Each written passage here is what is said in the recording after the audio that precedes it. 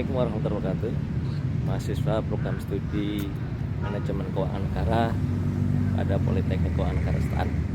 Sore ini kita akan membahas topik tentang RPS, rencana pembelajaran semester pada mata kuliah perdagangan internasional. Dan nanti kita akan berikan contoh pembelajaran di kelas. Silakan mengikuti.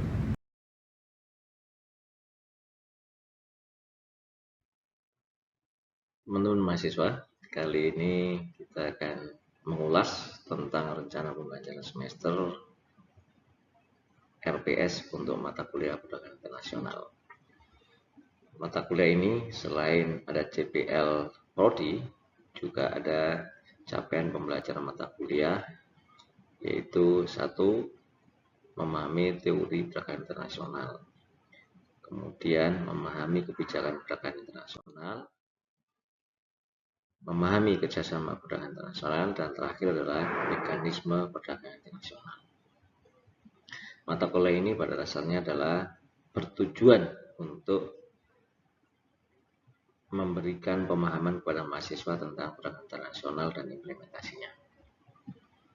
Dalam mata kuliah ini dilakukan studi kasus pelaksanaan kegiatan ekspor dan impor, dan pembelajaran dilaksanakan dengan menerapkan student center learning.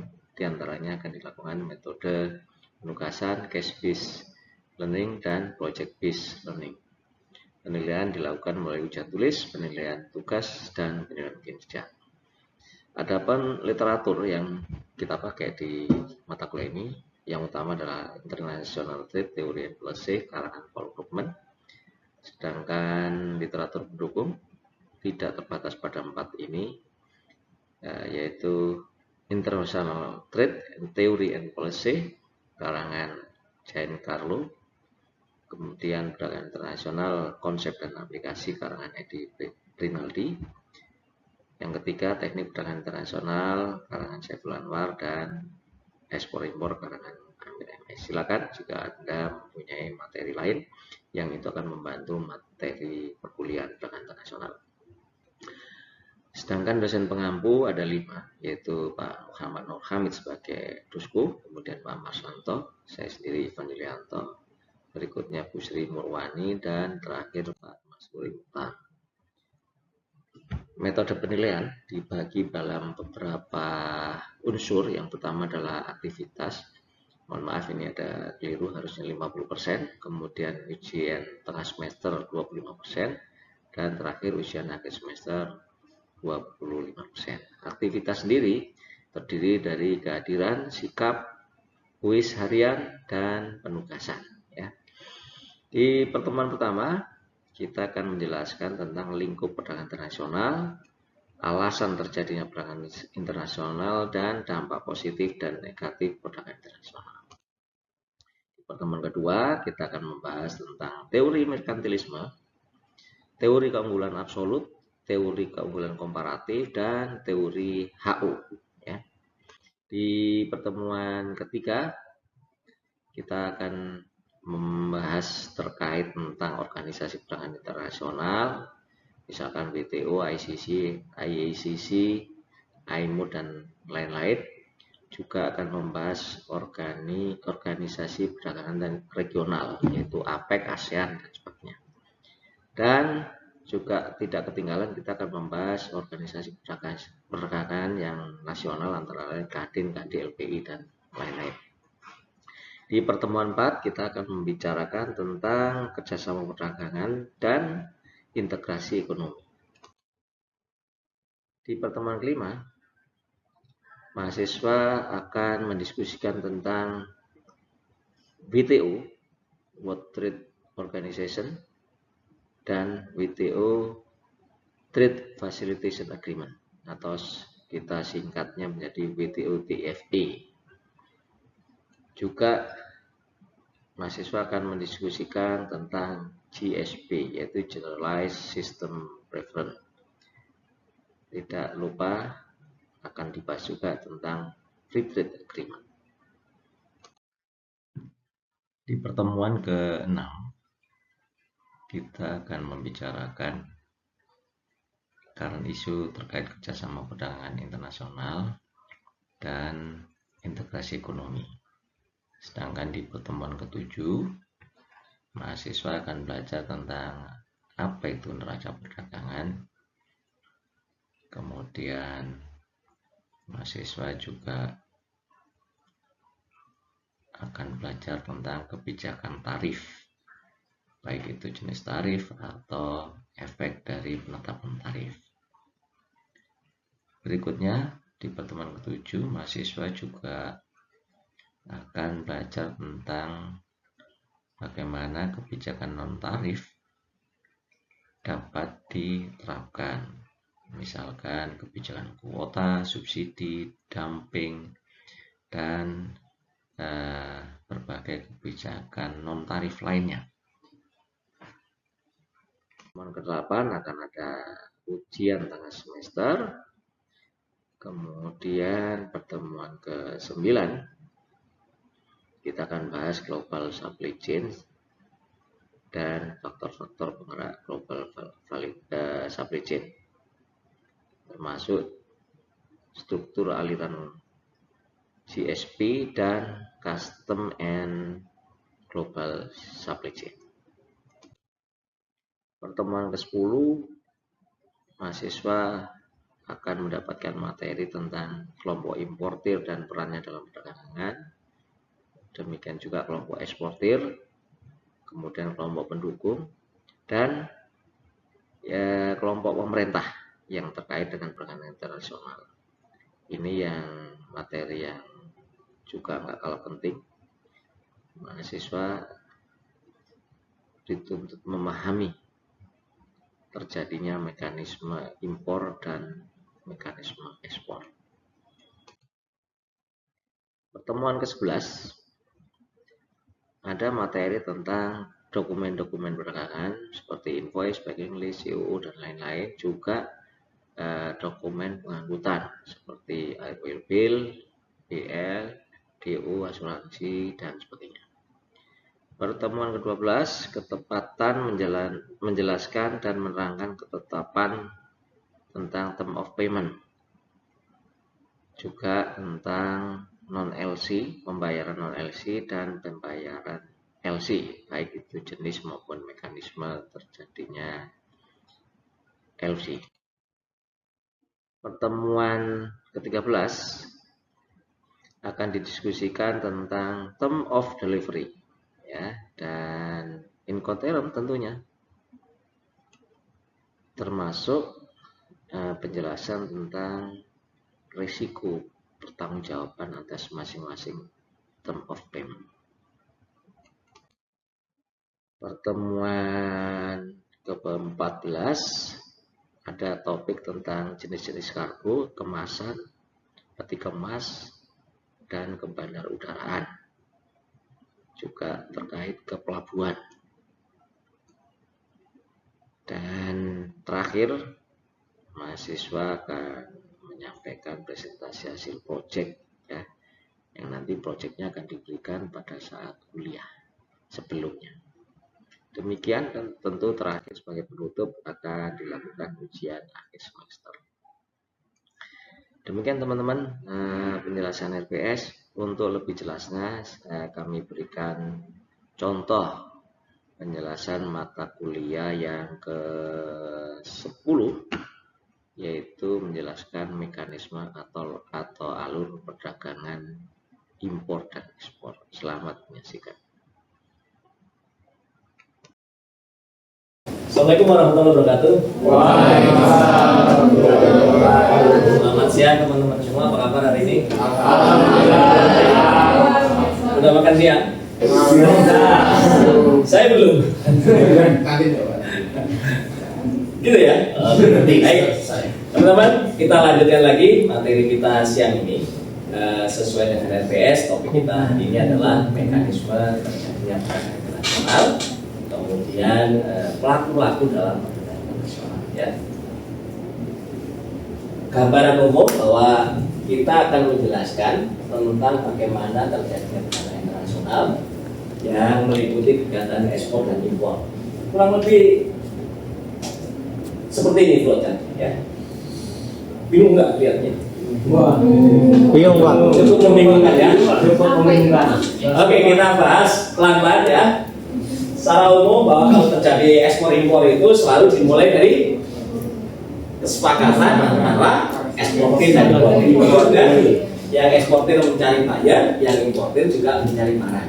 Nah, itu kalau di gambar ini kita lihat dari eksportir dan importir itu melakukan korespondensi ya, atau negosiasi, termasuk jenis barangnya, speknya, jumlahnya, kuantitinya, kuantiti jumlah sama ya.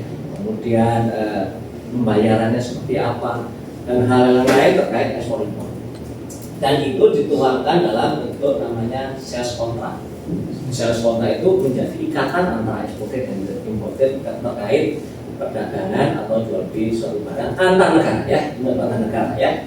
Kemudian ini step pertama. Step keduanya adalah ketika mereka ada kesepakatan, si importir ini akan menghubungi issuing bank ya. Issuing bank ini yang akan menerbitkan LC. Ini contoh kalau transaksinya menggunakan LC. Setelah terjadi kesepakatan tadi, si importir akan menghubungi issuing bank, yaitu bank yang menerbitkan LC di negaranya importir. Ya.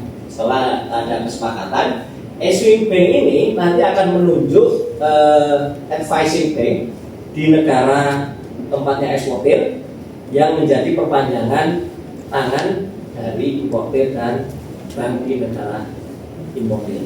Ya. Setelah terjadi komunikasi ini, kemudian langkah berikutnya nomor 3, si issuing bank ini akan mengirimkan format LC-nya ke issuing bank ya, advising bank. Kemudian langkah keempatnya, advising bank ini akan memberitahukan kepada eksportir tentang LC yang sudah dibuka oleh importir ya. Setelah menerbitkan LC dan diteruskan kepada eksportir, maka langkah berikutnya nomor 5 mana nomor 5? Nah, nomor 5, eksportir akan menyiapkan barang sesuai pesanan dari importir ya. Importirnya pesan jenis barang apa yang dituangkan dalam jalan kontrak, maka eksportir akan menyiapkan, mulai kalau memang sudah diproduksi dia akan menyiapkan pengepakannya, dan setelah itu dia akan mengirimkan ke pelabuhan, bisa melalui pesawat, bisa melalui kapal laut, dan berikutnya dia akan mengurus ke custom operator atau ke bea cukainya. Kalau contoh kita adalah bea cukai di Indonesia, di pelabuhan terdekat ya. Itu arus barangnya. Setelah setelah barang disiapkan kemudian dikirim, langkah berikutnya adalah mana nomor 8? Ini ya, nomor 8, si eksportir itu akan mengirimkan dokumen-dokumen terkait pengiriman barang kepada advising bank ya, advising bank. Kemudian advising bank akan mengirimkan dokumen itu ke issuing bank di negara importir. Setelah dicek, maka si issuing bank itu akan membayarkan nilai kontrak tadi ke advising bank di negara, contohnya eksportirnya misalkan Indonesia ya. Langkah berikutnya, setelah terjadi pembayaran dari dari issuing bank ke advising bank, melakukan transfer gitu ya, maka berikutnya adalah advising bank membayarkan sejumlah nilai yang disepakati kepada eksportir. Baik, sampai situ jelas ya? Kita lanjutkan. Setelah terjadi pembayaran, issuing bank itu akan mengirimkan dokumen-dokumen yang dikirimkan oleh eksportir melalui perbankan ini kepada pihak importir, dan importir akan melakukan pembayaran ke issuing bank sejumlah nilai tersebut. Di sini ada arus dokumen, ada arus barang, ada arus pembayaran ya.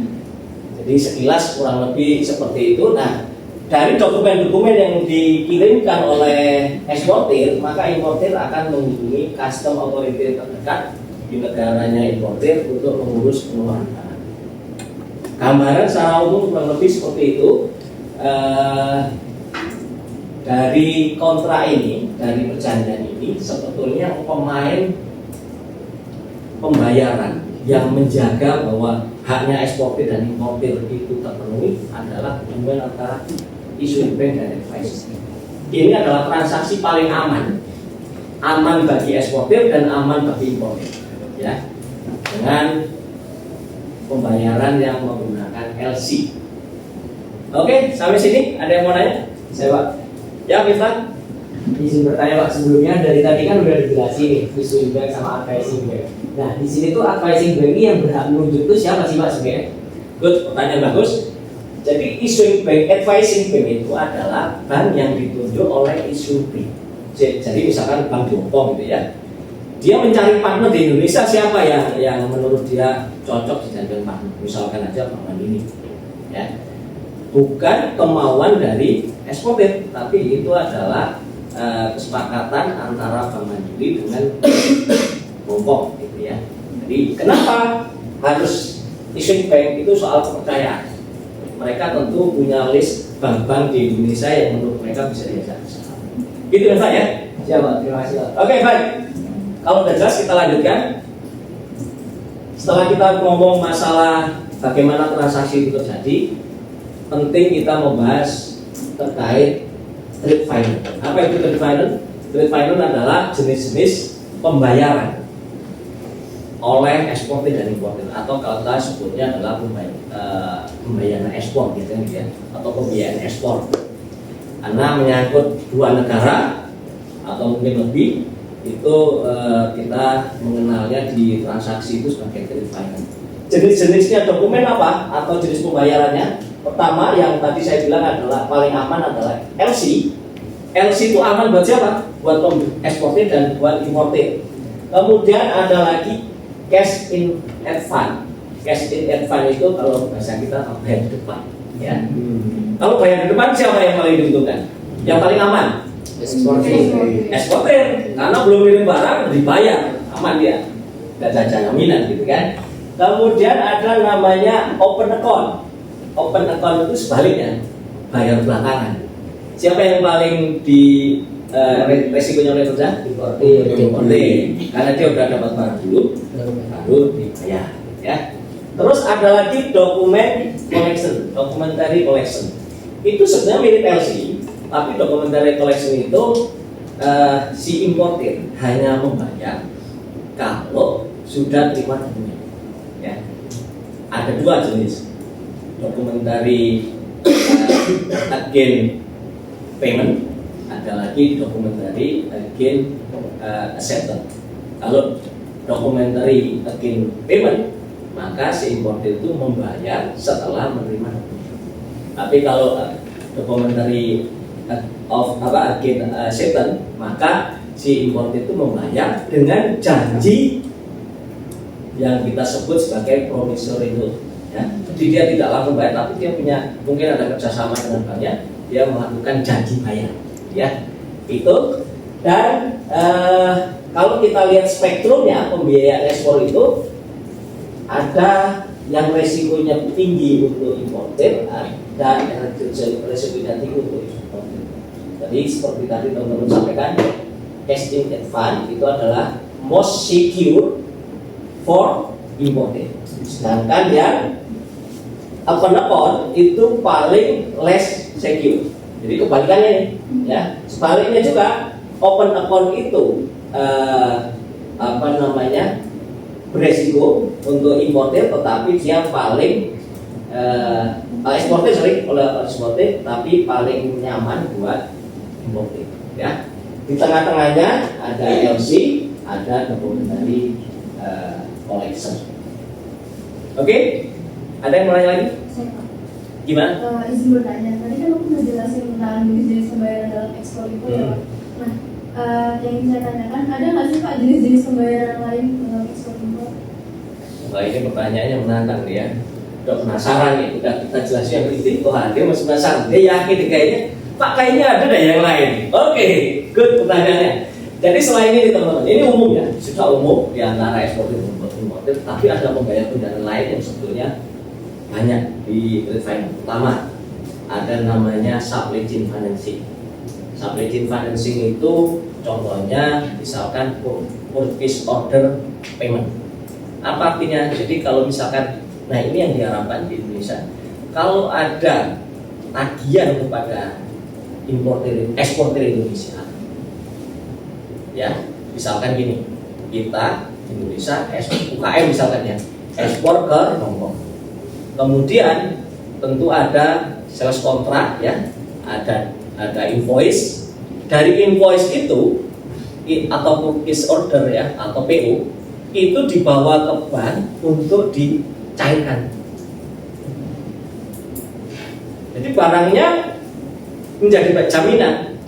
Bedakan dengan pinjaman bank yang konvensional. Maka si UKM atau eksportir itu dia akan ditanya kolateralnya, asetnya berapa, ya, tabungannya berapa, dan itu pun biasanya paling banyak 80% dari total aset itu yang bisa dihubungkan ke UKM.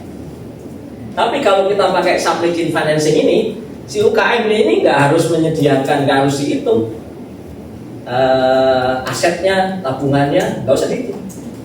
Apa yang menjadi dasar hitungan? Ya udah itunya, tagihannya atau invoice-nya kan dia punya invoice itu dan semacam garansi kan bahwa akan ada pembayaran senilai yang disebut invoice. Dengan begitu pembayaran model SCF atau supply chain financing itu sangat menguntungkan UKM kita. Kalau pakai konvensional, sekali dia pinjam bank, maka habis bisa jadi modalnya untuk satu kali transaksi. Transaksi berikutnya kolateralnya udah nggak cukup, misal gitu ya. Nah kalau ini enggak, misalkan aset dia 1 miliar, order dia 10 miliar, ya nggak masalah. Order dari Hongkong 1 miliar dicairkan pakai SCF. Order dia dari Cina 1 miliar dicairkan pakai SCF. Order dia dari Jerman misalkan 1 miliar dicairkan pakai SCF. Maka dengan aset yang 1 miliar, tapi tagihan dari dia ke importer itu ada 10 miliar yang bisa dimintakan pembayaran ke bank ya 10 miliar tadi. Biasanya at diskon. Maksudnya at diskon apa? Ya misalnya tagihan 1 miliar dibayarkannya 990 miliar misal gitu. Ada biasa tarifnya berapa persen ya. Tapi dengan begitu si importer tadi bisa langsung running, bikin barang lagi, ekspor, bikin barang lagi. Kalau misalkan konvensional, dia harus nunggu 30-60 hari pembayaran dari importer. Terus apa yang lakukan dia? Ya dia nggak bisa ekspor lagi, karena dia nunggu pembayaran dari importer itu butuh waktu. Ya, itu salah satu SCF. Kemudian ada lagi namanya forfeiting, factoring forfeiting. Itu hampir sama ya. Tapi sebetulnya itu mirip-mirip pembiayaan yang tidak langsung dijaminkan dengan aset-aset yang dimiliki oleh perusahaan. Semacam kayak accounting facilities ya. Jadi ada semacam kayak penjaminan dari apa yang transaksi yang dilakukan oleh eksportir dan importir, dan itu disebut pembayaran depan atau pembayaran dengan konsep yang berbeda dengan perbankan pada umumnya. Sebetulnya ada pembayaran satu lagi yang sering kalian dengar ya, namanya barter. Pasti tahu kan barter kan? Barter itu masih terjadi di transaksi internasional, cuman hampir-hampir nggak ada lah ya. Ada lagi pakai pembayaran escrow ya. Mana escrow itu contohnya gini, suatu waktu dulu saya lupa tahun berapa, Irak itu di-ban oleh Amerika sehingga tidak bisa melakukan transaksi ya, transaksi luar negeri. Mata uangnya di-ban, kalau ada pembayaran ke Irak di-ban. Nah, ada cara mekanisme, jadi membuat escrow account di Singapura itu milik bersama antara Indonesia dan Irak. Nanti ketika ekspor Indonesia ke Irak, maka Indonesia menyatakan positif senilai berapa dolar gitu ya. Nanti begitu si Irak ekspor ke Indonesia, misalkan minyak, maka angka tadi dikurangi. Berapa nilainya? Ya itu diperhitungkan di situ. Jadi nggak ada pembayaran sama sekali. Tapi dari perhitungan masing-masing itu, oh kamu masih punya tanggungan sekian, kamu punya kelebihan sekarang, berapa itu nanti akan disesuaikan. Itu sebetulnya mekanisme pembayaran yang kalau kita kembangkan lagi banyak sekali. Selama ini kecenderungannya kita melakukan trade finance yang biasa-biasa aja seperti ini. Atau banyak sekali pilihannya. Dan UKM itu sebetulnya yang paling dibutuhkan adalah mekanisme trade finance yang seperti tadi. Converting, factoring, ya apa namanya supply chain finance itu sangat dibutuhkan. Jadi kita melakukan sosialisasi IPA untuk ekspor-ekspor. Mereka seringkali terkendala, Pak, saya nggak punya modal. Kalau kita treatment dengan perbankan biasa, habis modal saya. Nah, kalau dengan cara seperti ini, itu akan sangat membantu. Contoh, yang tadi saya bilang SCF tadi, mungkin kalian bisa lihat di transaksinya Indomaret, Alfamart dan sejenisnya, atau Carrefour, ya.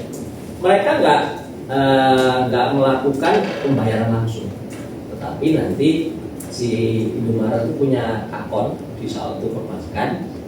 Nanti kalau misalnya ada supplier dari misalkan petani melon gitu ya, mau ngirim, maka dia nanti datang ke bank itu dengan bukti delivery order, dia akan minta pencairan ke banknya. Ada contoh yang menarik di Surabaya atau di Malang Selatan sana. Jadi para pelelang ikan itu didata oleh namanya, dulu sekarang misalnya masih ada tapi sudah nggak jalan. Transaksi ini adalah Kelola Minatani, KMN, Kelola Minalaut, KMN ya. Kelola Minalaut perusahaan besar, eksportir besar produk ikan ini kerjasama dengan para pelelang ikan di daerah Jawa Timur sana, dan pihak dari banknya adalah diwakili Exim Bank, Lembaga Pembiayaan Ekspor Indonesia. Begitu si nelayan atau pelelang ikan tadi mau beli ikan, barangnya dikirim ke Kelola Minalaut yang di Gresik. Saat yang bersamaan si pelelang ikan itu ngirim DO-nya ke LPI dalam waktu 1 kali 24 jam atau maksimal 1 kali 2 kali 24 jam itu langsung dibayar. Dengan pembayaran itu maka si pelelang ikan besoknya udah ikut lelang lagi. Kalau mereka nggak punya mekanisme seperti ini, pelelang ikan itu nggak akan bisa dapat ikan kecuali dia membayar cash. Jadi turnovernya cepat sekali. Itu ya teman-teman ya, diskusi kita kali ini tentang bagaimana mekanisme perdagangan internasional terjadi dan beberapa jenis pembayaran. Terima kasih atas perhatiannya. Sehat selalu. Sampai jumpa.